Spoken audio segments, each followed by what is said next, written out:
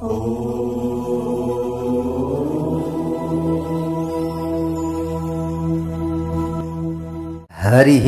ओम स्वस्ति श्री गणेशाय नमः। ओम नमो भगवते वासुदेवाय। किरीटहार कुण्डलं प्रदीप्त बाहुभूषणं प्रचण्ड रत्न कंकण प्रशोभितांग्रियष्टिकं प्रभात सूर्य सुंदरांबर द्वय प्रधारिणं सरत्न हेमनूपुरा प्रशोभितांग्रि पंकजम। जय श्री हरि, जय श्री राधे। यतिखेर हजुरहरू श्री गणेश पुराण श्रवण गर्दै हुनुहुन्छ। श्री गणेश पुराण भित्रका विभिन्न कथा प्रसंगहरू आनन्दका साथमा हजुरहरूले श्रवण गरिराख्नु भएको छ। धर्म मार्ग युट्युब च्यानलको माध्यमद्वारा श्री गणेश पुराण भित्रका कथा प्रसंगहरू रेकर्डका माध्यमद्वारा हजुरहरू समक्षमा हामीले राखिरहेका छौं। हो प्यारा प्यारा भगवानका भक्त सज्जन वृन्दहरू, म टिका पौडेल आज पनि हजुरहरू समक्षमा श्री गणेश पुराण भित्रका कथा प्रसंगहरू लिएर उपस्थित भइसकेको छु। हजुरहरूले आनन्द प्राप्त गरिराख्नु भएको छ, धेरैले आफ्नो अनुभव श्रवण गराइराख्नु भएको छ। हामी पनि हजुरहरूको यो कुरा सुन्दा अत्यन्त आनन्दित भइरहेका छौं। श्रद्धा भाव भक्ति विश्वासका साथमा हजुरहरूले श्री गणेश पुराणलाई श्रवण गरिराख्नु भएको छ। श्री गणेश भगवानको कृपा बनिरहोस्। श्री गणेश भगवान प्रति हजुरहरूको अवश्य पनि भक्ति बढिरहोस्, यही हामीले कामना राखिरहेका छौं। हरेक भगवानहरू अथवा हरेक देवी देवताहरू हाम्रा लागि वन्दनीय पूजनीय हुनुहुन्छ। हो प्यारा भगवानका भक्त सज्जन वृन्दहरू, हामीले हिजोको प्रसंगमा श्रवण गर्दै थियौं। जो नरान्तक नाम गरेको दानव थियो नि, यो दानव महादुष्ट थियो। यो दानवले काशी राजको नगरीमा आक्रमण गरेको छ। काशी राजको नगरीमा भगवान श्री गणेश रहिराख्नु भएको छ। हेर्नुहोस्, त्यही कथा प्रसंगहरू हामीले श्रवण गर्दै आउँदा शुक्ल नाम गरेका ब्राह्मणलाई भगवान श्री गणेशले उद्धार गर्नुभएको प्रसंगदेखि अलिकति कथा प्रसंगहरू मोडिएको थियो। तर भगवान श्री गणेश र काशी राजका विभिन्न यहाँ लीला प्रसंगहरू हामीले श्रवण गरिरहेका छौं। नरान्तक नाम गरेको दानवले काशी राजको नगरमा आक्रमण गर्यो, किनकि गणेश भगवानलाई उसले अत्यन्त शत्रु ठान्दथ्यो। कसले? नरान्तकले। गणेशलाई, त्यो बालकलाई काशीराजले संरक्षण गरेर राखेको छ अझै।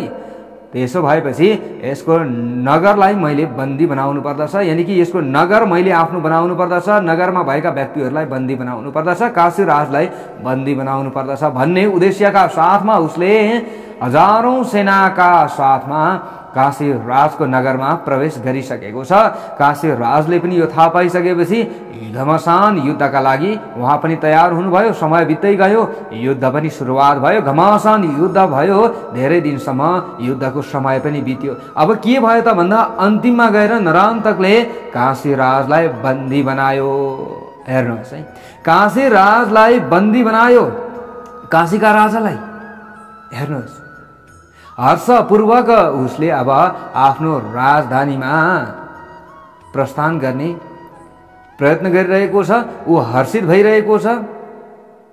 अब यहाँ ब्रह्माजीले वेदव्यासजीलाई यी कथा प्रसंगहरू श्रवण गराइराख्नु भएको छ। हो प्यारा प्यारा भगवानका भक्त सज्जन वृन्दहरू, अर्धमार्गं गतो यावद् धर्मेणासौ नरान्तकः तावदेव श्रुतं काशी राजपत्न्या धृतो नृपः। नरान्तकले काशी राजालाई बन्दी बनायो र बन्दी बनाई हर्षपूर्वक प्रस्थान गरी राजधानी पुग्न लाग्दा आधा बाटो काटिसकेपछि काशीराजकी पत्नी अम्बाले आफ्ना पतिलाई नरान्तकले बन्दी बनाएको कुरा सुन्न पुगिन्। यसरी सुनिसकेपछि त्यस पछाडि तिनले अत्यन्त पीर गरिन्। ओहो, त्यो काशीराजले मेरा स्वामीलाई बन्दी बनायो। अत्यन्त चिन्तित भइन्। तिनका साथमा रहेका नगरवासीहरू पनि चिन्ता मग्न भए। काशीमा ठूलो कोलाहल भयो।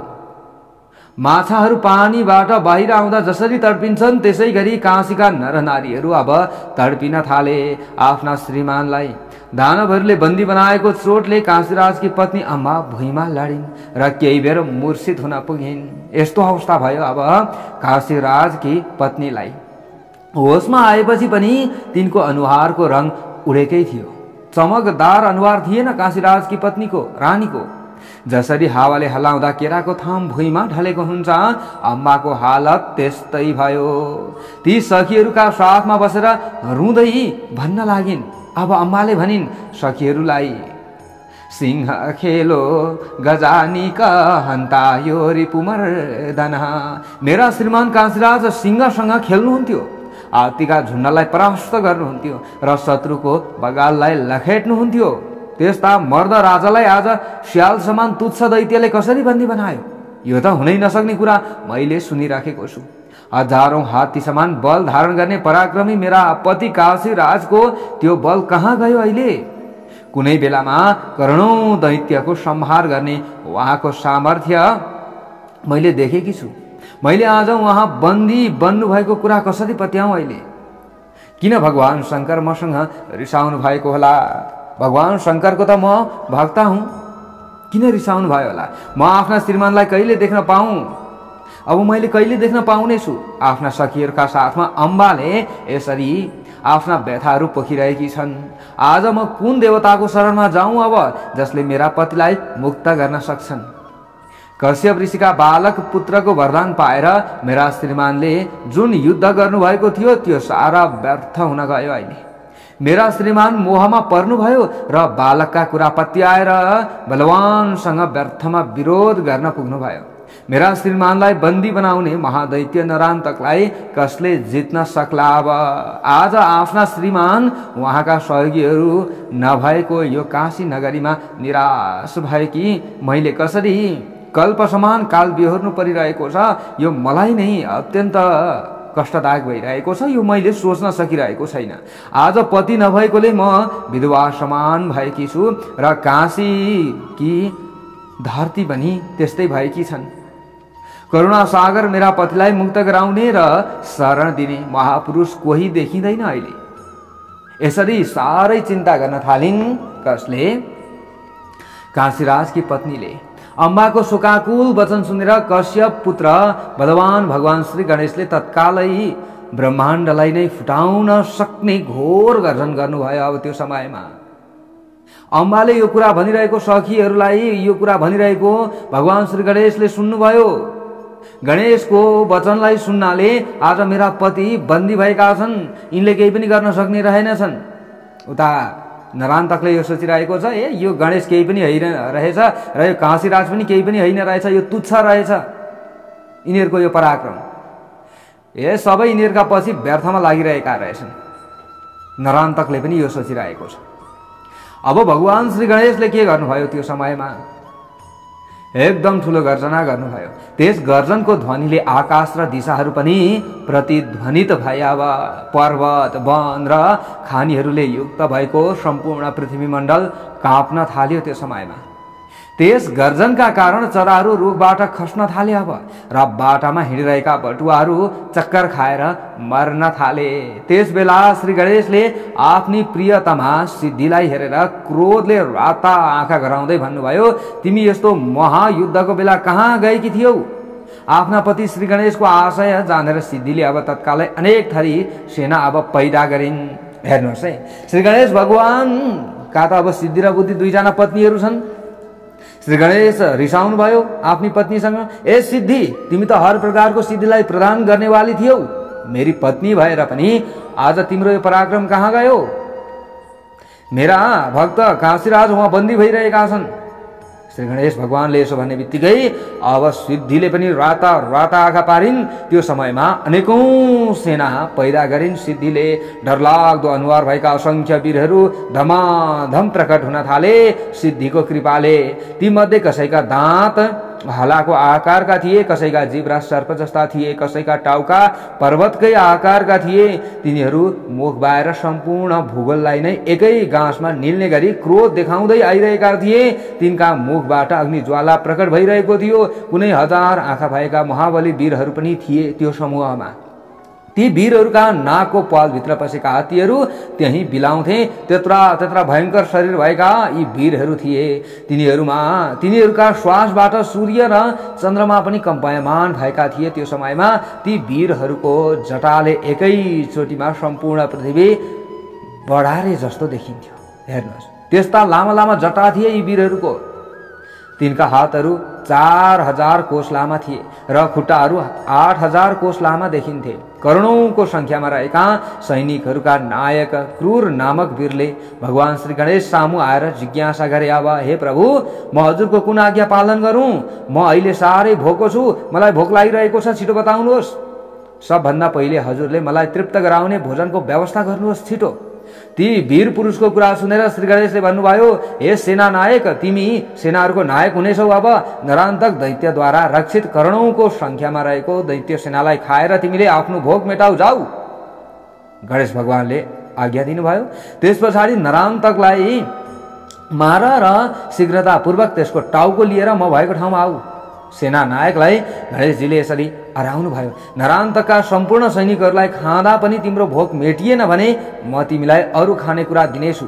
यसरी कश्यप पुत्र श्री गणेशको आज्ञा अब पाएर ती वीर उहाँलाई प्रणाम गरी सिंहनाद गर्दै नरान्तक दैत्यको समीपमा पुगे। अब तिनको सिंहनादको अद्भुत स्वर सुनेर नरान्तकका सैनिक र स्वयं नरान्तक पनि डराई दसै दिशातिर भाग्न थाले। त्यो समयमा क्रूरले ती सबैलाई हातमा समातेर आफ्नो मुखको घाँस बनाउन थाले। अब त्यो समयमा त्यसबेला पृथ्वीको समग्र वातावरण धुलाले ढाकिएको थियो। कहाँ के भइरहेको छ भन्ने कुरा कसैले पनि जान्न सक्दैन थिए। त्यो समयमा दिउँसै डरलाग्दो अन्धकार फैलिएपछि मानिसहरूले बत्ती बाल्न थाले अरे। हेर्नुहोस्, ती जो श्री गणेश भगवानले हराएका वीर थिए, ती वीर हिँड्दाखेरि यसरी धुलो उड्थ्यो। वस्तुलाई हेर्न सकेका थिएनन् व्यक्तिहरूले। घोर आकारका ती क्रूर नामक वीरलाई देखेर कति मानिसहरूले त डरले प्राण नै परित्याग गरे। ती मरेका र अनि जिउँदा सबै प्राणीहरूलाई क्रूरले तीव्र वेगमा आफ्नो घाँस बनाइरहेका थिए। नरान्तकले आफ्ना सबै प्रकारका सैनिक र अरू प्राणीहरूको समेत नाश भएको देखेर मनमा विचार गर्दै भन्न लाग्यो, अब यो नरान्तक दानवले के यो दोस्रो यमराज हो? को आयो फेरि यहाँ? मैले अहिले के गर्नु उचित हुन्छ? हेर्दा यो म भन्दा बलवान छ। यसरी मनमा तर्क गरिरहेको नरान्तकले आफ्नो सेनाका आधा भन्दा बढी वीरहरूलाई क्रूरले खाएको कुरा पत्तो पायो। क्रूरलाई यसरी भगवान श्री गणेशको कृपाद्वारा सिद्धिले उत्पन्न गरेकी थिइन्। प्रलयको अग्नि समान लाग्ने यो अनौठो वीर थियो। यो वीरले मेरो सेना सखा पारिसकेको छ। नरान्तकले यो कुरा थाहा पायो।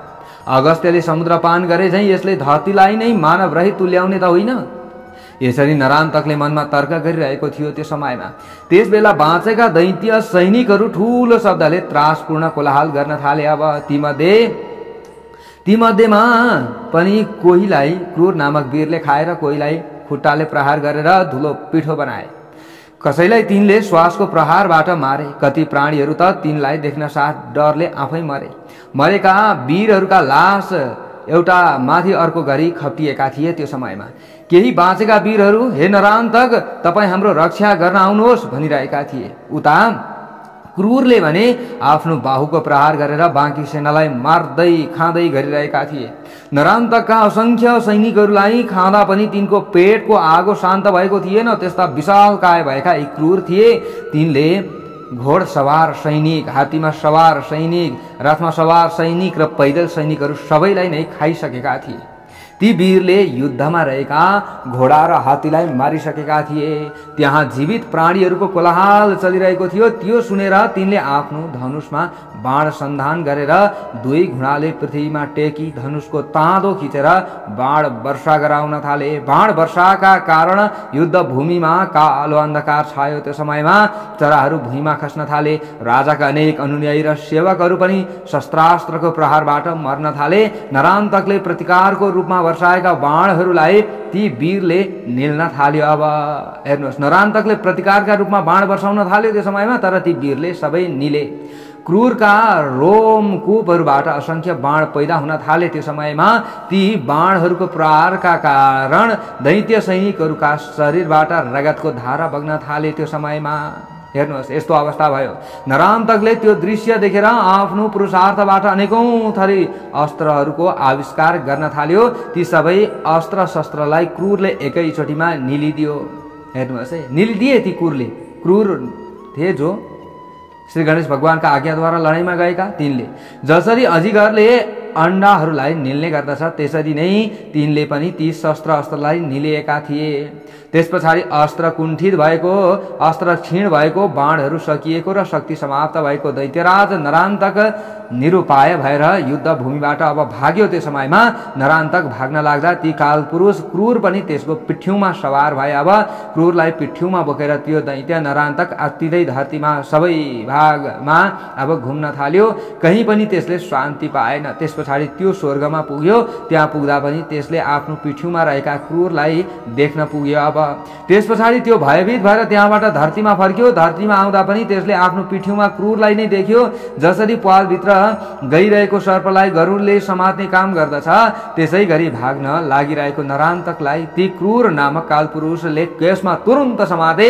त्यस पछाडि तिनले नरान्तकलाई भने, हे नरान्तक, अब त मेरा आँखाका सामु परेको छस्, कहाँ जान सक्छस्? भगवान शङ्करको वरदान पाएर उन्मत्त भएको तैँले व्यर्थमा देवता र ऋषिहरूलाई दुःख दिइस्, असंख्य निरपराध प्राणीहरूलाई मारिस्। हे दुष्ट, तेरै संहार गर्नका निमित्त आज भगवान श्री गणेशले कश्यप ऋषिका पुत्रका रूपमा अवतार लिनु भएको छ। त यदि आफ्नो कल्याण चाहन्छस् भने सम्पूर्ण अहंकार त्याग गरेर उहाँको शरणमा जाने काम गर, होइन भने अब तेरो खैरात छैन। श्री गणेशका चरण कमलको दर्शन पाएर तेरा सबै पाप नष्ट हुनेछन्। यसरी उपदेश दिएर कालपुरुष क्रूरले बलपूर्वक नरान्तकलाई समाति भगवान श्री गणेशका सामु पुर्यायो खिचेर। त्यहाँ पुगेर भगवान श्री गणेशका पाउमा प्रणाम गरी अब क्रूरले निवेदन गर्यो, हे प्रभु, हजुरको आज्ञा पाएर मैले दैत्यको ठूलो सेनालाई आफ्नो आहार बनाएको छु। नरान्तकले धेरै प्राणीहरूलाई पीडा दिएका कारण यसलाई जिउँदै समातेर हजुरका सामु ल्याएको छु। हेर्नुहोस्, अब हजुरले जे गर्नुपर्दछ गर्नुहोस्। मलाई भने अत्यन्त थकाइ लागेको छ। कहाँ गएर म निदाउने हो त्यो ठाउँ मलाई बताउनुहोस्। हे प्रभु, यो बाँचिरहेसम्म प्राणी मात्रले सुख शान्ति प्राप्त गर्न सक्दैनन्, तसर्थ सबैको कल्याणका लागि यसको संहार गरिबक्सियोस्। श्री गणेशले अब कालपुरुषका वचन सुन्ने बित्तिकै उहाँले भन्नुभयो, हे कालपुरुष, तिमीले मेरो मुखभित्र पसेर इच्छा अनुसार निन्द्रा लाभ गर। श्री गणेशका मुखबाट निस्केको वचन सुनेपछि ती कालपुरुष क्रूरले श्री गणेशका मुखभित्र प्रवेश गरे र प्रवेश गर्न साथ ती श्री गणेशकै रूपमा परिणत भए। धरतीबाट पैदा हुने गन्ध जसरी धरतीमै बिलाउँछ त्यसै गरी श्री गणेशबाट पैदा भएका ती कालपुरुष श्री गणेशमै विलिन भए। अब जसले यो उत्तम आख्यान भक्तिपूर्वक सुन्दछ त्यसले आफ्ना सम्पूर्ण कामनाहरूका फल प्राप्त गर्दछ। इदं शृणुयात भक्त्या महदाख्यानमुत्तमं सर्वान् कामनवाप्याथ मुक्तिं च लभते ध्रुवम्। अन्तमा भगवान श्री गणेशको कृपाबाट मुक्ति पनि प्राप्त गर्दछ, यसमा कुनै सन्देह छैन। अगाडि गएर अब यहाँनिर ब्रह्माजीले भन्दै हुनुहुन्छ, कश्यप छोरा जो कश्यपका छोरा बालक श्री गणेशले त्यस्तो विचित्र पुरुषार्थ भएका पुरुषको रचना गर्नुभएको थियो र यहाँनिर अब ब्रह्माजीले यसरी भनिरहँदा वेदव्यासजीले फेरि ब्रह्माजीलाई प्रश्न गर्नुहुन्छ, विनायकेन बले बालेन कुतः स पुरुषः कृतः येन तद्भक्षितं सैन्यमानितः स नरान्तकः। हे कश्यपका छोरा बालक श्री गणेशले त्यस्तो विचित्र पुरुषार्थ भएका पुरुषको रचना कसरी गर्नुभयो? कसरी त्यस पुरुषले नरान्तकका सेनाको संहार गरियो त र त्यसलाई श्री गणेशका सामु ल्यायो त? यस विषयमा मलाई अझै ठुलो सन्देह भइरहेको छ। तपाईले प्रत्यक्ष रूपमा चित्त बुझाएर मेरो सन्देह निवारण गर्नुहोस्।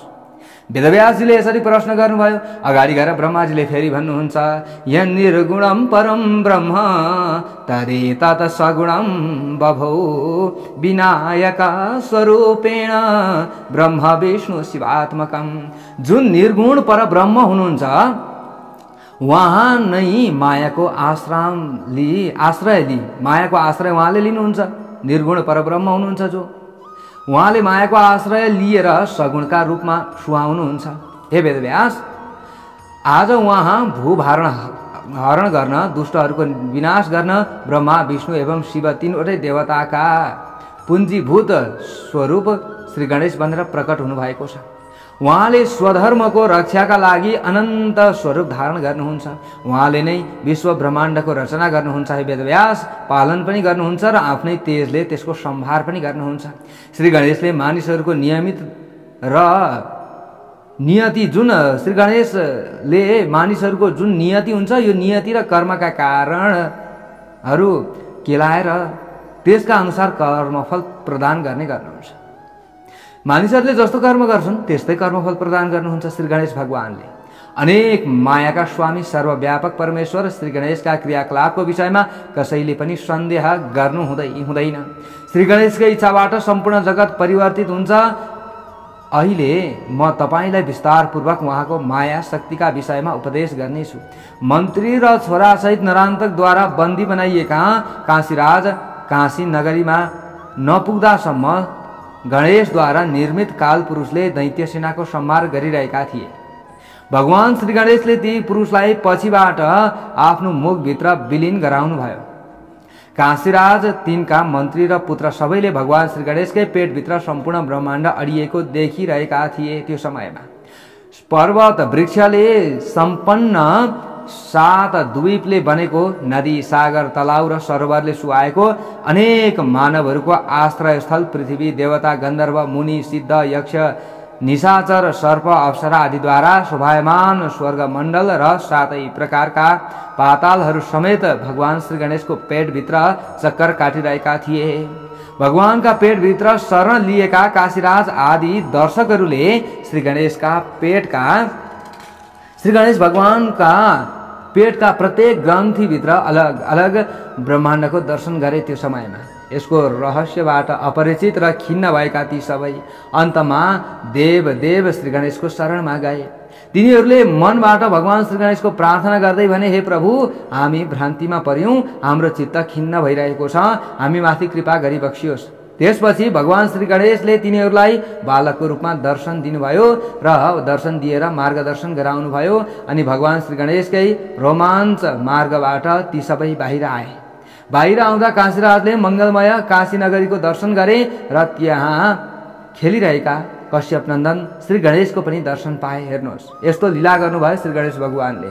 उहाँकै कृपाबाट बुद्धि प्राप्त गरेका काशीराजले परम प्रसन्नताका साथ श्री गणेशलाई वन्दना टक्र्याए। अब हात जोडेर प्रार्थना गर्दै भने, हे प्रभु, हजुरकै शरीरको काखीभित्र विलीन भएका हामी सबैले हजुरको आदि अन्तहीन मायाको ज्ञान गर्ने अवसर पायौं। हजुर देवता, मनुष्य, दिग दिगन्तर, सृष्टि, सागर, नदी, पाताल आदि सबैका कर्ता हुनुहुन्छ। हजुरका रोमकूपहरूमा कोटि कोटि ब्रह्माण्डहरू अवस्थित छन्।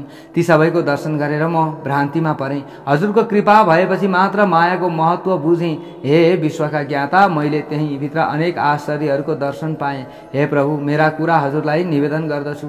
म नरान्तकसँग युद्ध गर्न आएको थिएँ। मेरा पछि मेरो विशाल सेना पनि आइपुग्यो। त्यो समयमा नरान्तकको सेनाले तत्कालै मेरो सेनामाथि विजय प्राप्त पनि गर्यो।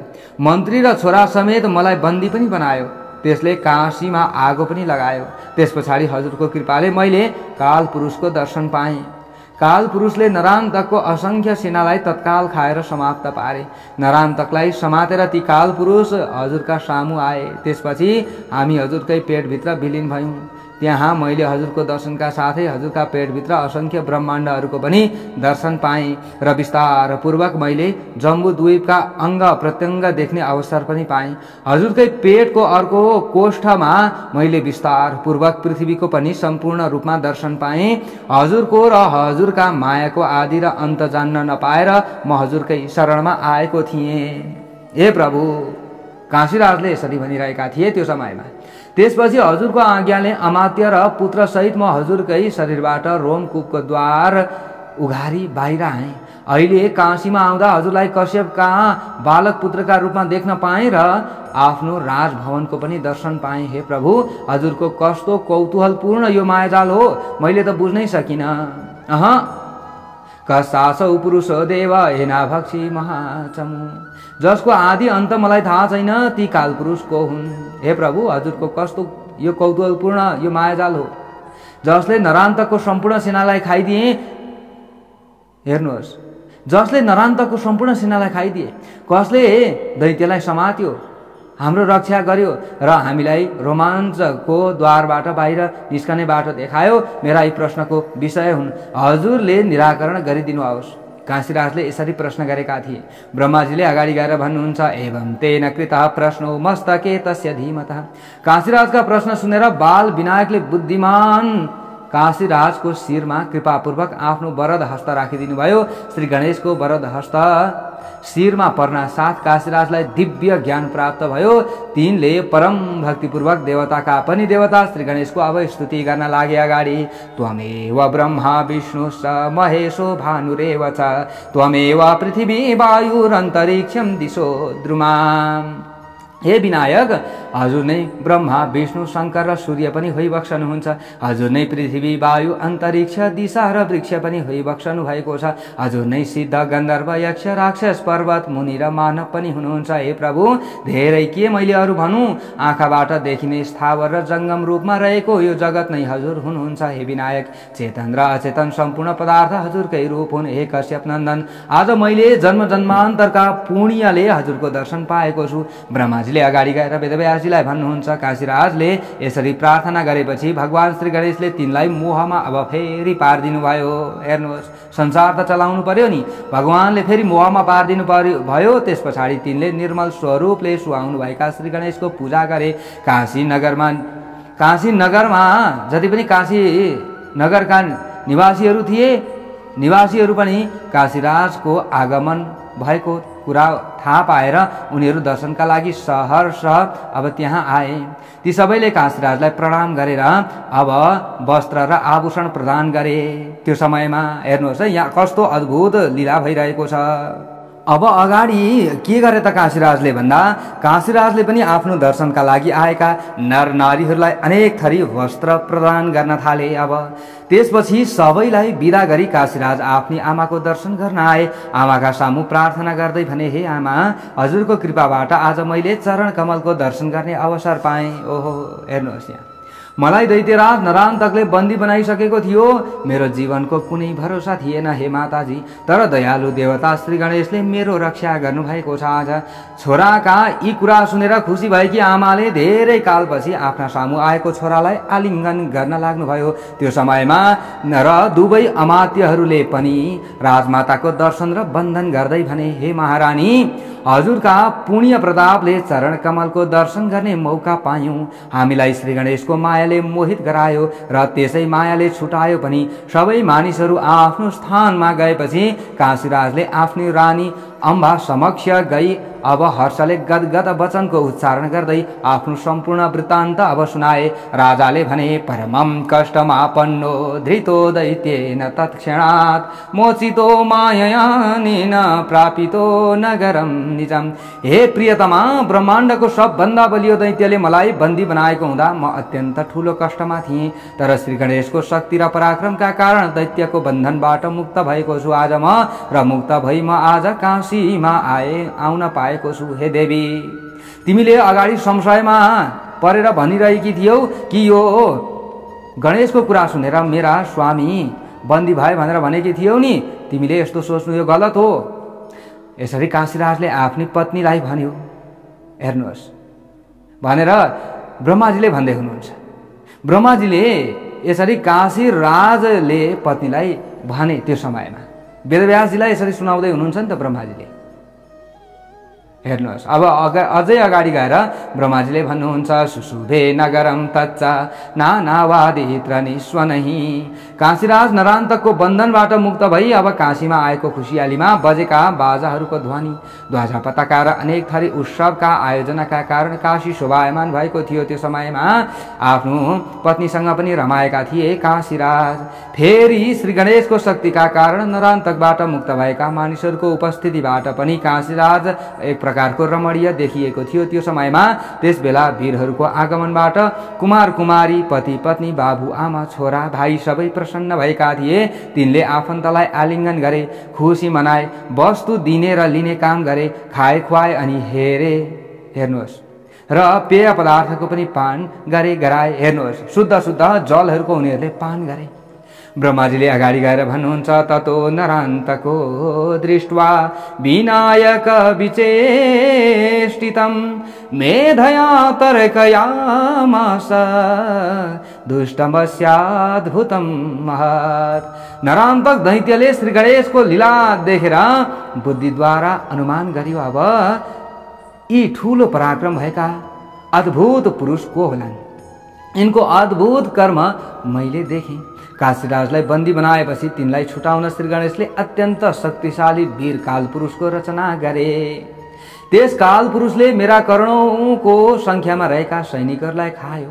अमात्य र सेनासहित काशीराज पनि श्री गणेशको पेटभित्र विलीन भए। आफ्नो शरीरभित्र विलीन भएका राजालाई श्री गणेशले जस्ताको तस्तै रोम मार्गबाट बाहिर निकाले र विश्व ब्रह्माण्डको दर्शन गराए। अवश्य नै गणेशबाट मैले भुक्ति र मुक्ति पाउनेछु, यसमा कुनै सन्देह छैन।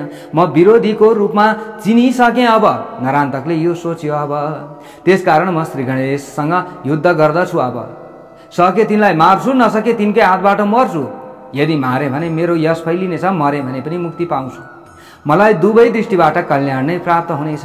नरान्तकले अब फेरि यसरी बुद्धि ख्याउन लाग्यो। अगाडि गएर यसरी निश्चय गरेर श्री गणेशलाई भन्न लाग्यो। अब अगाडि आएर नरान्तकले भनो ऐन्द्रजाली कविद्येयं दर्शिता बहुधा त्वया नाहं विभेमि तस्यास्तु मायावी च नरान्तक। हे गणेश, तिमीले धेरै प्रकारका जादु विद्या मलाई देखायौ।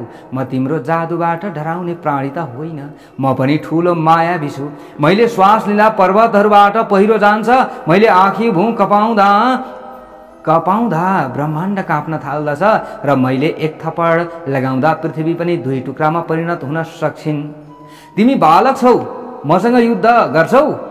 कसरी मसँग युद्ध गर्छौ तिमीले? जुन बच्चा बाघको नजिकमा जान्छ, के त्यो बाँच्न सक्छ? यसरी न्यु खोज्न थाल्यो। अब नरान्तक श्री गणेश भगवानका नजिकमा गएर नरान्तकले भनेको बाणी सुनेर परमात्मा बाल रूप श्री गणेशले अब भन्नुभयो किमर्थम बल्गसे मूढ यदा ते प्रीतनाखिला भक्षिता क्वगता शक्तिर यदर्थम कथ्यते मुह। ए मूर्ख नरान्तक, त किन वक वक गरिरहेका छस् मेरो छेउमा आएर? जब तेरो विशाल सेनालाई एउटा काल पुरुषले, त्यही पनि मैले होइन, मैले उत्पन्न गरेको एउटा काल पुरुषले खाएर सकिदियो, त्यस बेला तेरो शक्ति कहाँ गएको थियो र अहिले मेरो छेउमा आएर फेरि बकबक गर्दैछस्? सुरहरूले सुरता देखाएर आफ्नो शक्ति प्रमाणित गर्छन्, बोलेर होइन। सानो बिच्छीले पनि ठूलो सिंहलाई मार्न सक्छ, याद राख। सानो बत्तीले विशाल अन्धकारलाई नाश गर्न सक्छ र सानो अंकुशेले हात्तीलाई बसमा तुल्याउँछ।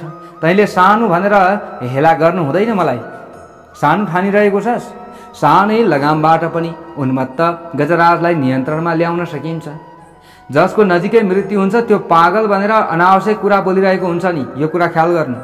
श्री गणेश भगवानले पनि यसरी थर्काउनु भयो। हेर्नुहोस् है, मलाई लाग्छ तेरो मृत्यु नजिकमा आइसकेको छ। अब श्री गणेशका यस्ता यी कुरा सुन्ने बित्तिकै डरले दैत्यराज नरान्तक थरथर काँप्न थाल्यो। तर बादल झैँ ठूलो स्वरले अझै कठोर गर्जन गर्न छाडेन उसले। हेर्नुहोस्, अहङ्कारी थियो, कहाँ टेर्थ्यो यस्तो कुराले। त्यस पछाडि सम्पूर्ण संसारलाई भयभीत तुल्याउँदै, प्राणीहरूलाई रुवाउँदै र दसैँ दिशामा घोर आवाज प्रतिध्वनित गराउँदै ठूलो क्रोधको आवेशका साथ गणेशलाई मार्ने इच्छाले नरान्तक अब अगाडि बढ्यो। जसरी पतंग वेगपूर्वक बत्तीको आगो निभाउन जान्छ, त्यसै गरी त्यो दानव आफ्नो बाङ्गो आँखी भुँ देखाउँदै र मुखबाट आगो ओकल्दै श्री गणेशका सामु आक्रान्त बनेर आइपुग्यो। श्री गणेशमाथि आक्रमण गर्न आउने त्यस दानवलाई देखेर काशीराजले पनि कानसम्म बाण खिचेर आफ्नो धनुलाई बाण प्रहारका लागि अब तम तयार बनाए। काशीराज पनि आए। ए नरान्तक, बालक रूप ठानेर श्री गणेशलाई आएर जिस्क्याउँदैछस् फेरि? काशीराज पनि तयार बनिहाले। अब फेरि हेर्नुहोस् है, तिनले दैत्यलाई भने हे दैत्य, त मृत्युको मुखमा आउने प्रयास नगर। मृत्युभन्दा जीवन नै भलो हुन्छ। जिउँदो मानिसले अनेक कल्याणकारी कुराहरू देख्न सक्छ। त्यसकारण त फर्केर जा, नत्र मृत्युको मुखमा पर्नेछस्। काशीराजका यी कुरा सुनेर रिसको आगोमा डढेको नरान्तकले फेरि भन्न थाल्यो अगाडि गएर, हे काशीराज, त जस्ता मानिसहरूलाई मृत्युको मुखमा पुर्याउने स्वभाव भएकै कारण मेरो नाम नरान्तक रहेको हो। मेरो नामको मतलब थाहा छ तँलाई? त जीवन चाहन्छस् भने मेरो शरणमा आउनु पर्दछ। नरान्तकका कुरा सुनेर अब काशीराजले फेरि भन्न लागे, हे नरान्तक, तेरो मृत्यु नजिकै छ, पक्कै मलाई त्यस्तो लागिरहेको छ। त्यसकारण तेरो बुद्धि विपरीत भइरहेको छ। समय विपरीत भएपछि मित्र पनि शत्रु बन्दछन्, थाहा होला नि तँलाई। तैँले शिवबाट प्राप्त वरदानको घमण्डले अनेक पाप गरिस्। वरकै प्रभावले तैँले इन्द्रका वज्रको पनि वास्ता गरिनस्। अहिले त जस्ता दुष्टहरूको वध गर्न र पृथ्वीको भार हरण गर्न भगवान गणेश कश्यपका छोरा बनेर आउनुभएको छ। तैँले गरेका पाप राशिका कारण तैँले पाएको वरदान पनि शक्तिहीन भएको छ। तेरा पुण्यहरू निष्क्रिय बनेका छन्। यतिखेर काशीराजका यी कुरा सुनेर दैत्यराज नरान्तकले मनमनै अब काँप्दै, हेर्नुहोस्, उसले अब फेरि कहाँ टेर्थ्यो, काँप्दै उसले अझै भन्न थाल्यो, तेरो यस्तो यो बकवासी कुरा म सुन्न चाहदिनँ। हेर्नुहोस्, अब काशीराजले के गर्यो त्यस पछाडि, यति भनेर त्यस पछाडि त्यसले दौडेर गई काशीराजको हातमा रहेको धनुष खोस्यो। गयो, तुरुन्त दौडेर गयो, काशीराजको हातबाट तुरुन्त धनुष खोस्यो। धनुलाई भुइँमा प्रहार गर्दा त्यो सयौं टुक्रामा अब बन्यो के धनुष। धनुषलाई हातबाट खोसेर भुइँमा पछार्यो, सयौं टुक्रा त्यो धनुष भयो। त्यस पछाडि नरान्तकले अत्यन्त रिसाएर काशीराजको ज्यानमा मुड्की प्रहार गर्यो। त्यो मुड्की खप्न नसकी काशीराज भुइँमा लडे। काशीराजलाई त्यस अवस्थामा देखेर हातमा अङ्कुशे लिनुभएका महाबली भगवान श्री गणेश आफ्नो गर्जनबाट आकाश दिशा र विदिशालाई प्रतिध्वनित गराउँदै दौडेर आउनुभयो। भगवान श्री गणेशको सबैका आँखाको तेज हरण गर्ने परशुको तेजबाट पृथ्वीमा कम्पन भयो। त्यो समयमा दिशाहरू अग्नि ज्वालाले परिपूर्ण देखिए। त्यो समयमा श्री गणेशले अत्यन्त चम्किलो वंशर हातमा लिएर इन्द्रले प्राचीन समयमा पर्वतहरूका प्वाख काटे झैं त्यस दैत्यको टाउको काटिदिनु भयो। टाउको काटिँदा घाइते भएको दैत्यराज नरान्तक भुइँमा लड्न पुग्यो। ढुङ्गाले च्यापिएको मानिसले जसरी मर्वान्तक पीडा भोग्दछ त्यसै गरी मर्वान्तक पीडा भोग्न नसकेर त्यो मूर्छित भयो।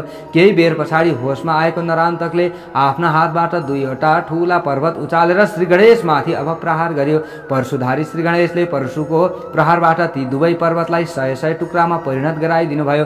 त्यस पछाडि दैत्यराज नरान्तक मायाको प्रयोग गर्न थाल्यो र अनेक रूपमा प्रकट भयो। अब दैत्यराज त्यसले जुन जुन र जस्ता जस्ता रूप लियो श्री गणेशले पनि त्यस्तै रूप धारण गर्नुभयो। आफ्ना ती रूपहरूबाट श्री गणेशले नरान्तकको घमण्ड तोडिदिनु भयो। त्यस पछाडि श्री गणेश र नरान्तकको बीचमा शस्त्र अस्त्र र विभिन्न तरिकाले अब शस्त्र अस्त्रको प्रयोगले र अन्य विभिन्न तरिकाले अब युद्ध सुरु भइरहेको छ। यहाँ युद्ध सुरु भयो। त्यो समयमा ती दुवै वीरहरूले शस्त्र र अस्त्रद्वारा अस्त्र काटिरहेका थिए। त्यस पछाडि तिनीहरूले मल्ल युद्ध पनि गरे। खुट्टाले खुट्टामा, हातले हातमा, घुँडाले घुँडामा प्रहार गरिरहेका ती वीरहरू पलासको फूल झैं रक्ताम्य भएका थिए त्यो समयमा। त्यस पछाडि दुवै वीर छातीले छातीमा प्रहार गर्दै भुइँमा लडे।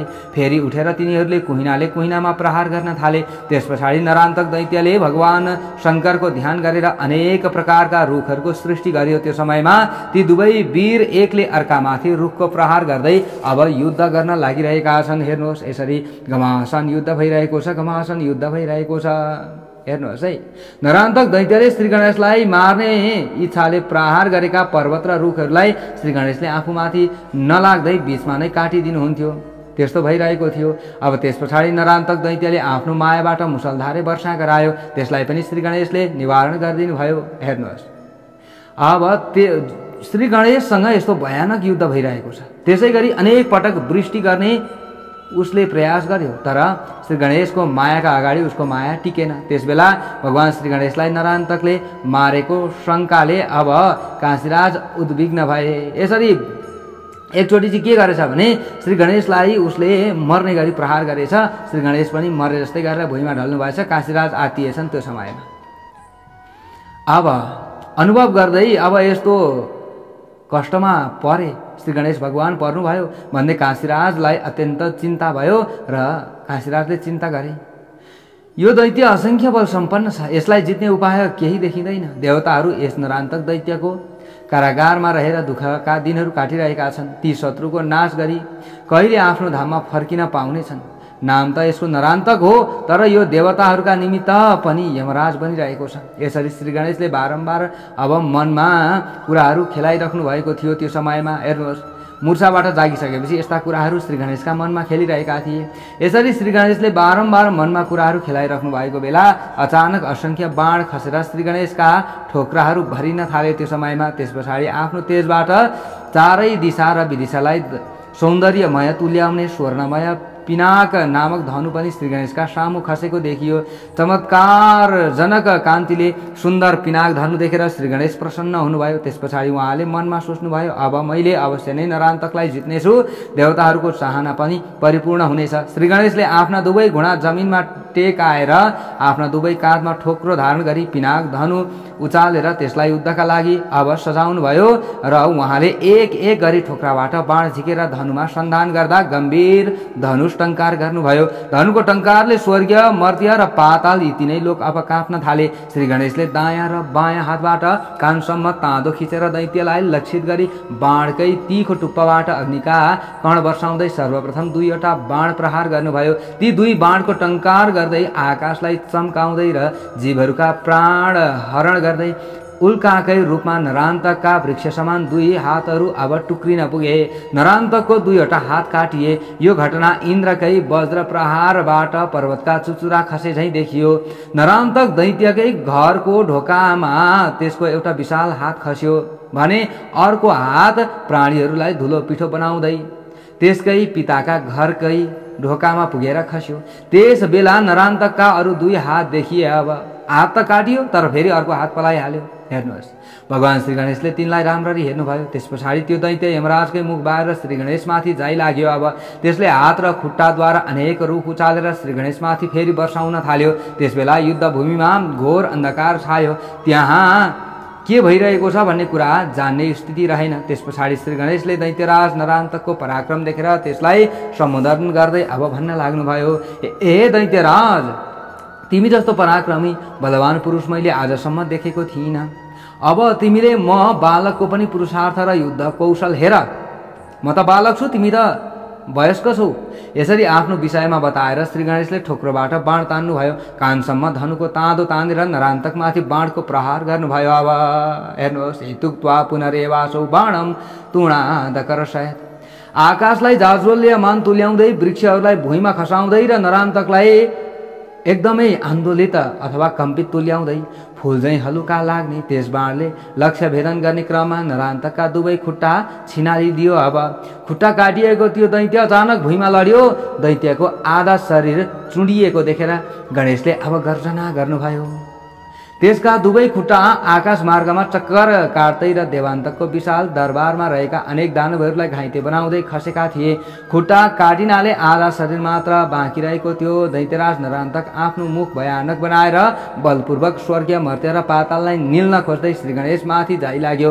खुट्टा काटिए तापनि माया प्रयोगबाट त्यसका नयाँ खुट्टा तयार भइहाले फेरि तुरुन्त। हेर्नुहोस्, त्यस्तो मायामी थियो नि त यो।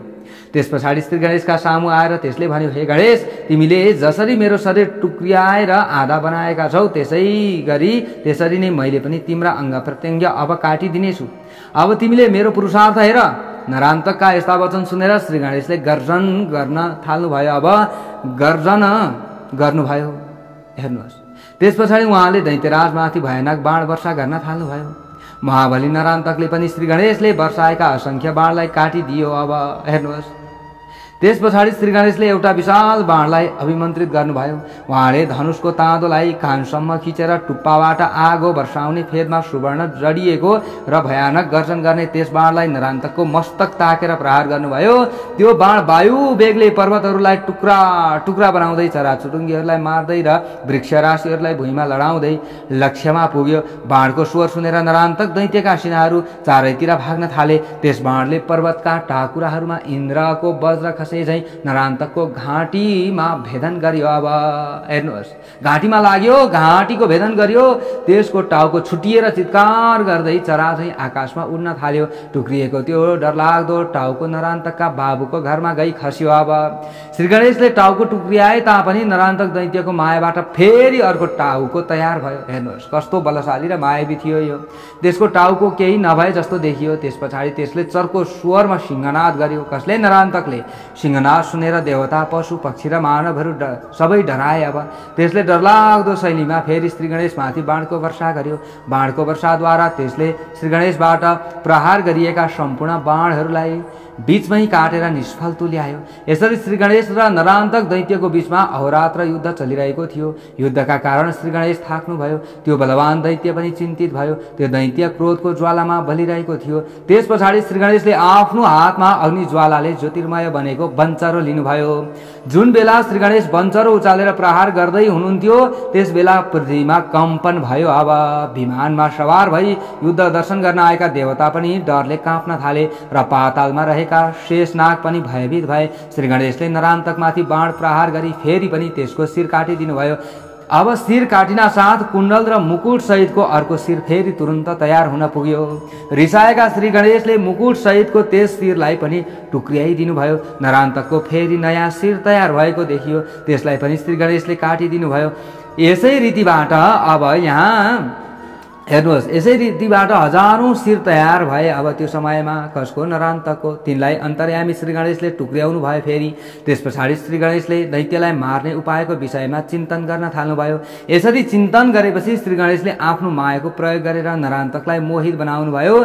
शिवको वरदान पाएर अभिमानी बनेको त्यस बलवान दैत्यले श्री गणेशको मायामा परेर को आफू र को अर्को भन्ने छुट्याउन पनि सकेन। त्यो समयमा त्यसका आँखाका सामु एकैछिनमा रात्रि देखिन्थ्यो र एकैछिनमा दिन तयार हुन्थ्यो। त्यसका सामु उत्तिखेर स्वर्गको दृश्य आउँथ्यो र केही बेरमा नै त्यो स्वर्गीय पृथ्वी बनेको हुन्थ्यो। हेर्नुहोस्, त्यो पृथ्वी पनि एकैछिनमा पातालको रूपमा परिणत हुन्थ्यो र जागरण अवस्थामा सुषुप्तिमा बदलिन्थ्यो। सुषुप्ति अवस्थामा स्वप्नमा परिणत हुन्थ्यो। स्वयं श्री गणेशलाई त्यसले कुनै बेला श्री गणेशकै रूपमा देख्न थाल्यो। हेर्नुहोस् है, अब त्यसको केही बेर पछाडि उहाँलाई सामान्य देवताको रूपमा दर्शन गर्यो। एकछिनपछि श्री गणेशको स्वरूपलाई त्यसले नारी रूपमा परिणत भएको पाउँथ्यो। त्यो अब नारी स्वरूप पनि केही बेरमै पुरुषको रूपमा परिणत हुन्थ्यो। एकैछिनमा त्यो पुरुषको स्वरूप पनि गुह्यको रूपमा बदलिन्थ्यो। गुह्यक सिद्धको रूपमा, सिद्ध यक्षको रूपमा र यक्ष राक्षसको रूपमा बदलिएको दृश्य पनि उसले देखिरहेको हुन्थ्यो। हेर्नुहोस्, यस्तो माया श्री गणेशले पनि फैलाइदिनु भयो। हेर्नुहोस् है, नरान्तकले कुन आफ्नो मानिस र कुन पराई मानिस छुट्याउन सकेन। त्यो समयमा माता पिता मध्ये कुन पिता र कुन माता अथवा कुन माता र कुन पिता भन्ने पनि पहिचान गर्न सकेन। वस्तुहरूमा पनि कुन निर्जीव र कुन सजीव भन्ने छुट्याउन सकेन। आफूलाई यस्तो अवस्थामा पाएर नरान्तक अत्यन्त चिन्तित भयो। त्यसले मनमा तर्क गर्यो, मलाई त्रिशूलधारी शिवले यस्तै वरदान दिनुभएको थियो। अब मलाई लाग्छ मेरो मृत्यु समय नजिकै आइरहेको छ। यसरी तर्क गरिरहेको नरान्तकले तत्कालै विराट रूप धारण गर्नुहुने भगवान श्री गणेशको दर्शन गर्यो। आकाशको सर्वोपरि भागलाई आफ्नो मस्तकले स्पर्श गर्ने, पाउलाई पातालसम्म व्याप्त गराउने, दशै दिशालाई कानका रूपमा व्यवहार गर्ने, वृक्ष र वनस्पतिलाई रोम राशि बनाउने, घुमिरहेका अनन्त ब्रह्माण्डलाई रोमाञ्च र विशाल महासागरलाई पसिनाका थोपाको रूपमा व्यवहार गर्ने विराट रूपधारी भगवान विनायक हुनुहुन्थ्यो। त्यस्तो अब देखियो कसले? नरान्तकले। उहाँका नङहरूका टुप्पामा 33 कोटी देवताहरू सुहाएका थिए। उहाँको पेटमा 14 भुवन अवस्थित थिए। यसरी आफ्नो स्वरूपलाई विराट रूपमा परिणत गराउनु हुने भगवान श्री गणेशले तत्कालै आफ्ना पाउको बुढी औँलाको नङको टुप्पाले प्रहार गरी कुनै बालकले उडुस मारे झै नरान्तकलाई अब तुरुन्तै मारिदिनु भयो। हेर्नुहोस्, यत्रो बेर खेलाउनु भयो भगवान श्री गणेशले पनि। उहाँले यो गर्न नसक्ने हुनुहुन्न थियो, गर्न सक्नुहुन्थ्यो, तर पनि यत्रो बेर उहाँले माया देखाइदिनु भयो, खेलाइदिनु भयो। कसलाई? नरान्तकलाई। अब नरान्तक के भयो? मृत्युमा परिणत भयो। श्री गणेश भगवानको जय होस्, श्री गणेश भगवानको जय होस्। सबैतिर अब देवताहरूले खुसी मनाउन थाले। मुनिहरूले हर्षपूर्वक भगवान श्री गणेशको जय जयकार गर्दै स्तुति गर्न थाले। पुष्प वर्षा पनि गरे। पुष्प वर्षा गरे। त्यो समयमा भगवान श्री गणेशले आफ्नो विराट रूपलाई अन्तर्ध्यान गराउनु भयो। त्यस पछाडि पृथ्वी भगवान श्री गणेशका नजिकमा गइन्। अब पृथ्वीले एकदम नारीको रूप धारण गरेर श्री गणेशका नजिकमा गइन्। तिनले नजिकमा गएर प्रणाम गरेर प्रार्थना गरिन्, हे भगवान, हजुरले मेरो आधा भार हलुका गराउनु भएको छ। पुरा भार हरण गर्नु भएपछि म ज्यादै सन्तुष्ट हुनेछु। तसर्थ हजुरले सम्पूर्ण भार हरण गरिदिनुहोस्। यसरी पृथ्वी पनि आफ्ना भावना व्यक्त गरेर अब अन्तर्ध्यान भइन् श्री गणेशको नजिकमा गएर। काशीराजले श्री गणेशको पूजा गरे। त्यो समयमा प्रसन्न भएका र नम्रताले नुहेका ती काशीराजले भने, हे प्रभु, आज मैले मन र वाणीबाट पनि चिताउन र भन्न नसकिने आश्चर्यको कुरा देखेँ। हजुर पृथ्वीको भार हरण गर्ने नै हुनुहुन्छ अवश्य पनि। त्यसैका लागि अवतरित हुनुभएको छ र त्यो कार्य पुरा पनि गर्नुभयो। आधा भार त हजुरले हलुका गराइदिनु भयो नरान्तकलाई मारेर। आज हजुरले 33 कोटी देवताहरूद्वारा पनि वध गर्न नसकिने दैत्यलाई मारिदिनु भयो। हे देवताका पनि देवता, जन्म जन्मान्तरका पुण्यले मैले आज हजुरको विराट रूप देख्न पाएँ। काशीराजले यसरी श्री गणेशको स्तुति गरेपछि काशी निवासी नरनारीहरूले भने, हे परमेश्वर, हजुर धन्य हुनुहुन्छ। हजुरले सानो बालक बनेर हामीलाई आफ्नो मायामा घुमाइरहनु भएको छ। हे प्रभु, हजुरले उत्तम कर्मको कीर्ति फैलाउन यो लीला गर्नुभएको हो। यसरी स्तुति गरेपछि ती सबैले ठुलो श्रद्धा र भक्तिका साथ भगवान श्री गणेशको पूजा गरी प्रार्थना गर्दै फेरि भन्न थाले, हे देव, हामीलाई हजुरको भक्ति दिनुहोस् र हामीबाट अलग भएर कहिल्यै पनि नबस्नुहोस्। त्यसपछि काशीराज र काशी निवासी नर नारीले पनि यसरी ब्राह्मणहरूलाई अनेक थरी दान दिन लागे। अब त्यो समयमा तिनीहरूले ब्राह्मणहरूको प्रार्थना गर्दै भने, तपाईहरूको तपस्याबाट हामी सबैको जय भएको छ आज। त्यस पछाडि ती सबै नर नारीले काशीराजलाई पनि अनेक उपहारहरू टक्र्याउन थाले। अब तपाईँले श्री गणेशलाई काशीमा ल्याउनु भएर आज हाम्रो उद्देश्य पुरा भएको छ। अब अगाडि गएर ब्रह्माजीले भन्दै हुनुहुन्छ, यसरी नरान्तकलाई मारिसकेपछि श्री गणेश भगवानले पनि काशी राजलाई दर्शन दिनुभयो र काशी राजलाई पनि अन्य जनताहरूले धन्यवाद दिए। नरान्तक र देवान्तकका पिता रौद्रकेतु ब्राह्मणकी पत्नी शारदा आफ्ना सङ्गिनीहरूका साथ आनन्दपूर्वक घरमा कुशासनमा बसिरहेकी थिइन्। त्यो समयमा देवान्तकका पिता रौद्रकेतु र ब्राह्मणकी पत्नी शारदा, हेर्नुहोस् है, आफ्ना सङ्गिनीहरूका साथ आनन्दपूर्वक बसिरहेकी थिइन्। त्यो समयमा अकस्मात कर्णकुण्डल मण्डित शिर उडेर घरको आँगनमा आई खसेको दृश्य सङ्गिनीका साथ तिनले देखिन्। पर्वतको चुचुरो खस्दा त्यसले सम्पूर्ण प्राणीहरूलाई शब्दायमान गराए झैँ नरान्तकको शिर आँगनमा खस्दा सम्पूर्ण नगर एकदम शब्दायमान भएको थियो। त्यो समयमा त्यो शिर तुषारो पर्दा शोभाहीन बनेको कमल झैँ कालो र कान्तिहीन थियो। रौद्रकेतु र शारदा त्यो टाउको देखेर अत्यन्त भयभीत भए। त्यो समयमा सावधान भएर नजिकै गए हेर्नका लागि। तिनीहरूले त्यो शिर हेरेर बारम्बार रुन थाले, ओहो मेरो छोरो मर्यो। ती दुवै छाती पिटेर भुइँमा लडे। त्यस पछाडि मूर्छित भएर एक मुहूर्त पछाडि चेतना प्राप्त गरेर शोक व्याकुल शारदाले आफ्नो छोराको शिर काखमा राखेर बाछो मरेको गाई झैँ बार बार विलाप र क्रन्दन गरिन्। अब शारदाले अगाडि गएर भनिन्, वीर सुहाउँदो कान्तिले अङ्ग अङ्गमा शोभायमान र जहिले पनि युद्ध गर्न मात्र उत्सुक रहने हे पुत्र, तिमी युद्धका लागि प्रस्थान गर्दा मसँग केही पनि बोलेनौ। अब त केही बोल न, तिम्रो शरीरको तल्लो भाग कहाँ गयो? अहिले शिर मात्र लिएर मेरा सामु आएका छौ। तिमी एक्लै कसरी आयौ? तिम्रा सैनिकहरू कहाँ गए? तिमीलाई जल झैँ टुक्र्याउने त्यो को हो? तिमीलाई जल टुक्र्याउने दासहरू कहाँ गए? तिमीलाई त खान मन लाग्दा तिम्रो अगाडि खानाहरू ल्याउँथे, ती दासहरू आज कहाँ गए? छत्र र चामर धारण गर्ने सेवकहरू कहाँ गए? तिमीलाई देखेर सुन्दरीहरू विरहको आगोमा बलेर ओइलाउने गर्थे, आज आफै तिमी अस्ताचलमा जान लागेका सूर्य चाहिँ किन ओइलाइरहेका छौ? हे पुत्र, मैले र तिम्रा दयालु पिताले के अपराध गर्यौं? तिमी किन बोल्दैनौ? हाम्रा आँखा आँसु दिएर सान्त्वना किन दिँदैनौ? हे मेरा पुत्र, बहुमूल्य वस्त्रले सजिएको पलङमा शयन गर्ने बानी परेका तिमी आज किन यहाँ भुइँमा सुतिरहेका छौ? मेरो मन अत्यन्त खिन्न छ। हे पुत्र, तिमी बिना तिम्रा बाबु आमा हामी दुवै संसारका सामु मुख देखाउन असमर्थ छौँ। शारदाले शोक गरेको सुनेर रौद्रकेतुले पनि विलाप गर्दै भने, हे पुत्र, कुनै समाचार नदिइकन र हामीसँग बिदा नै नलिकन तिमी कहाँ गयौ? तिमीले दिनदिनै हामीलाई बिहानदेखि सायंकालसम्म सबै खबर सुनाउने गर्थ्यौ, भएका घटना बताउँथ्यौ र सम्भावित घटनाहरूको बारेमा जानकारी दिन्थ्यौ। अहिले हाम्रा सामु आफ्ना मनका कुरा किन बोल्दैनौ? यदि तिमी शत्रुका सामु लड्दै शस्त्रको धारामा नुहाएर स्वर्ग गएका छौ भने नसोधिकन हामी सबैलाई छाडेर एक्लै किन गयौ? तिमीले आफ्ना पिताको मान प्रतिष्ठा कायम गर्न, असल छोराको रूपमा आफूलाई साबित गर्न र मेरा शत्रुहरूसँग शत्रुता कायम गर्न समेत कहिल्यै चुकेनौ। जब तिमीले सेवकको हातबाट तरबार खोसेर आफ्नो हातमा धारण गरी त्यसलाई रिङ्ग्याउँथ्यौ, तब पर्वत र वनसहित पृथ्वी काँप्ने गर्थ्यो। ए छोरा, यसरी बारम्बार विलाप गरिरहेका छन् नरान्तकका मातापिता। यस्ता पराक्रमी छोरा, मेरा छोरालाई कसले धरतीमा यो हालतमा पुर्यायो? कालको प्रतिकूल स्वभावलाई म जान्न सक्दिनँ। संसारमा दैव बलवान रहेछ र पुरुषार्थको केही नलाग्ने रहेछ। तिमी मेरो कुल र संसारका पनि एउटा उज्जवल अलङ्कार थियौ हे बाबु। आज तिमी कुन देशमा गयौ? आर्तिका लागि जसरी बाघ कालरूप भन्दछ, त्यस्तै तिमी पनि सम्पूर्ण शत्रुहरूका लागि काल नै थियौ। तर आज तिम्रो शरीर कसरी हावाले ढालेको रुख झैँ दुई टुक्रा भयो। तिमी प्रतापका सूर्य थियौ र कपासको राशि डढाउने अग्नि झैँ भयानक पनि थियौ। शारदा र रौद्रकेतुले यसरी बारम्बार रुँदै छाती पिटी पिटी विलाप गरे। हो प्यारा भक्त सज्जन वृन्दहरू, एवं नाना विधम शोकौ रौद्रकेतु शारदा। त्यस पछाडि त्यो टाउको हातमा लिई ती दुवै देवान्तकको नजिकमा गए।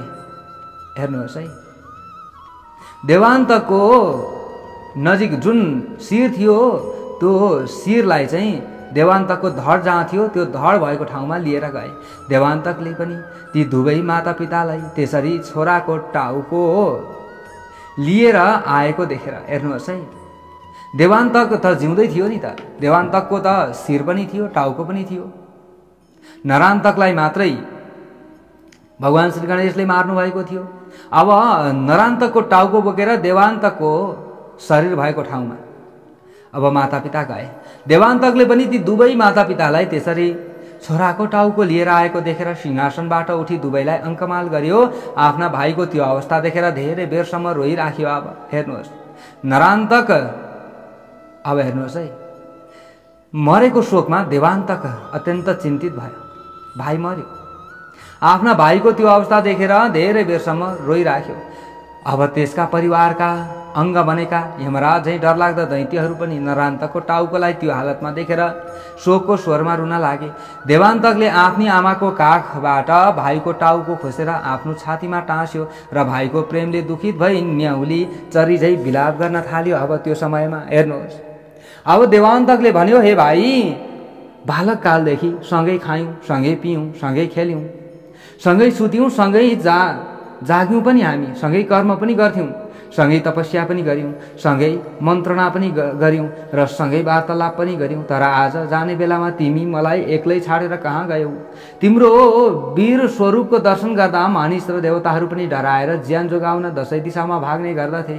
तिमी जस्ता वीर पुरुषलाई कुन बलवान दुष्टले मार्यो? कसरी मार्यो होला? पातालमा र धरतीमा तिम्रो सम्पूर्ण अधिकार थियो। मलाई असाध्यै माया गर्ने हे मेरा प्यारा भाइ, मलाई एक्लै छाडी तिमी कहाँ गयौ? तिम्रो धनुषको ताँदोको स्वर सुनेर स्थावर जङ्गम सबै काँप्दथे। असंख्य राजाहरू ढोकामा जसको स्तुति गर्दथे। त्यस्ता शक्तिशाली तिमी आज आफ्नी अत्यन्त सुन्दरी पत्नी र आफूलाई माया गर्ने बाबु आमा समेत छाडेर कहाँ गयौ? देवान्तकले यसरी विलाप गरेको सुनेर अरू वीरहरू पनि त्यहाँ आइपुगे।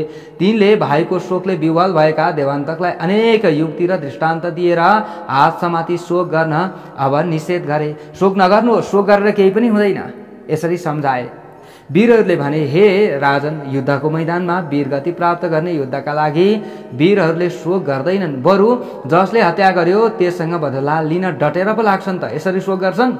हेर्नुहोस्, अरू वीरहरूले यसरी सम्झाए। अब सम्झाएपछि मानिस जन्मदा अब हेर्नुहोस् है, मृत्युलाई पनि सँगै लिएर आएको हुन्छ र यसरी भन्दै सम्झाएपछि अब यो देवान्तकले पनि अब के गरौँ त, म पनि युद्धमा जाउँ कि, यो सोच्न थाल्यो। अझै वीरहरूले अगाडि भन्दैछन्, जन्मने मानिसको आज अथवा 100 वर्षपछि मृत्यु अवश्य नै हुन्छ, यसमा कुनै सन्देह छैन।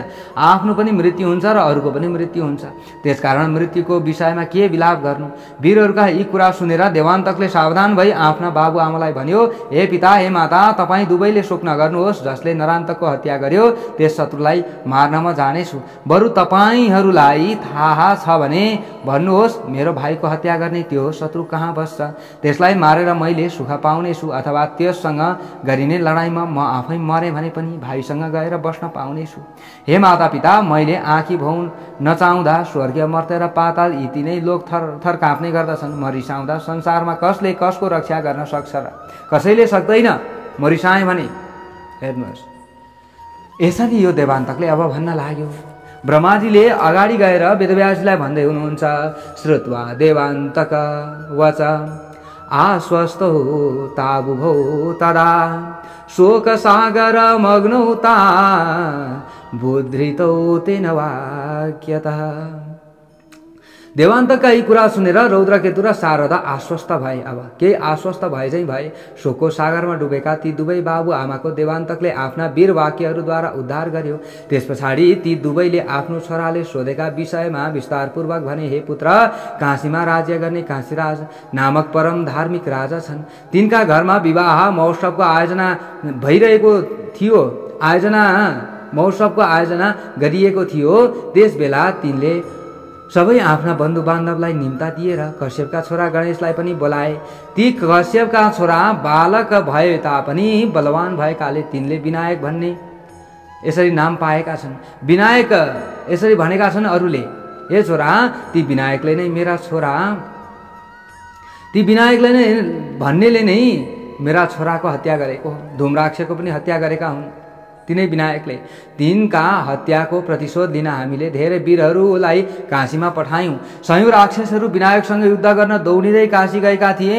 तिनलाई 7 वर्षको उमेरका कश्यपका छोरा विनायकले मारेर सखाप पारे। त्यो समयमा तिनीहरूको प्रतिशोध लिन तिम्रा भाइ नरान्तक आफै गएका थिए। अनेक शस्त्रले युक्त भएर युद्धमा गएका थिए, तर कोही पनि फर्केनन्। 4 प्रकारको सेना साथमा लिई ती सबै युद्धको मैदानमा गएका थिए। ती मध्ये एउटा पनि फर्केर आएका छैनन्। तिम्रा भाइको शिर भने अचानक आई मेरा घरको आँगनमा खसेको देखियो। तिम्रा मृतक भाइको शिर साथमा लिएर शोक गर्दै आज हामी तिम्रो घरमा आएका छौं।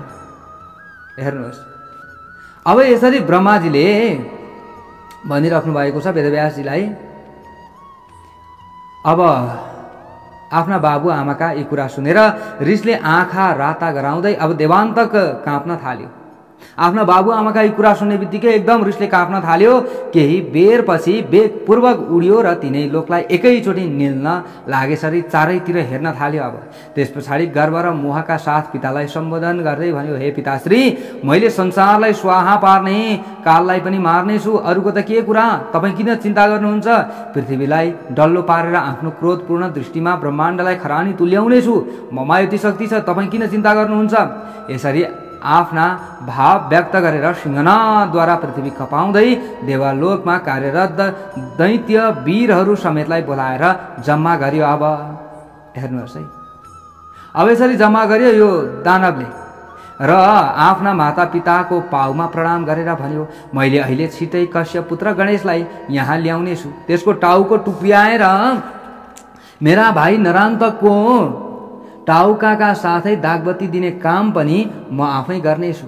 यसरी क्रोधपूर्ण वचन सुनाएर देवान्तक अब वायुवेगले उडेसरी काशीतर्फ उड्न लाग्यो। हेर्नुहोस्, त्यसका साथ चरा, हेर्नुहोस् है, अब त्यसका साथ चरा चाहिँ उडिरहेका असंख्य वीरहरू पनि गए। अब र ती सबैले काशी नगरीमा गएर चारैतिर काशीलाई घेरा हाल्ने काम गरे। अब हेर्नुहोस् है, अब कस्तो उत्पात मचाउन लागिरहेका छन्। अब नरान्तकको त अब यसरी मृत्यु भइसक्यो। देवान्तक उसको दाजुले अब प्रतिशोधको भावना लियो। काशीमा ठुलो कोलाहल भयो। त्यो समयमा धुलोले सबै दिशा ढाकिएका थिए। अब फेरि अलिकति सान्त्वना मिलेको थियो, फेरि अब उत्पात आइलाग्यो।